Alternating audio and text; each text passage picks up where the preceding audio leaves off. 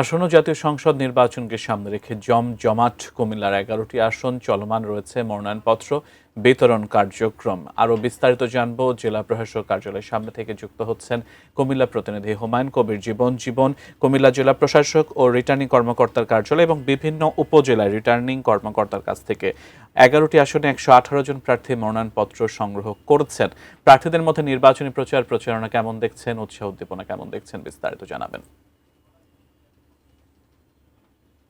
সেই সাথে যদি আমি আসলে কুমিল্লার নির্বাচনের বিষয়ে জানাই যে আসলে কুমিল্লা কিন্তু সংসদীয় আসন রয়েছে 11টি এবং সেই 11টি আসনে কিন্তু আজকে আমরা দেখেছি আজকের দিন পর্যন্ত যে যারা প্রার্থী রয়েছেন বিভিন্ন রাজনৈতিক দল এবং স্বতন্ত্র প্রার্থীরা মোট 120টি মনোনয়ন সংগ্রহ করেছেন এবং আজকে কিন্তু অনেকেই ইতিমধ্যে মনে হয় 2-3 জন মনোনয়নপত্র জমা দিয়েছেন আমরা যতটুকু জানতে পেরেছি। আসলে নির্বাচন যত ঘনিয়ে আসছে ততই কিন্তু আসলে প্রার্থীদের প্রচারণা কিন্তু বেড়ে যাচ্ছে। সেই সাথে যদি আমি বলি যে আসলে এই যে জেলা প্রশাসন কার্যালয়ে আমি এই মুহূর্তে আছি, এখানে আমরা যে বিষয়টি সূত্রে আমরা জানতে পেরেছি, এখানে কিন্তু সবচেয়ে বেশি মনোনয়ন সংগ্রহ করেছেন জাতীয়তাবাদী দল বিএনপি থেকে। সেখানে 28 জন প্রার্থী মনোনয়ন সংগ্রহ করেছেন। এছাড়াও বাংলাদেশ জামাত ইসলামী যে জামাত রয়েছে সেখানে কিন্তু তাদের প্রার্থী 12 জন মনোনয়নপত্র সংগ্রহ করেছেন। সেছাড়া আমরা অন্যদিকে যেটি দেখেছি যারা স্বতন্ত্র নির্বাচন করবেন তাদের মধ্যে কিন্তু 22 জন প্রার্থী কিন্তু ইতিমধ্যে মনোনয়নপত্র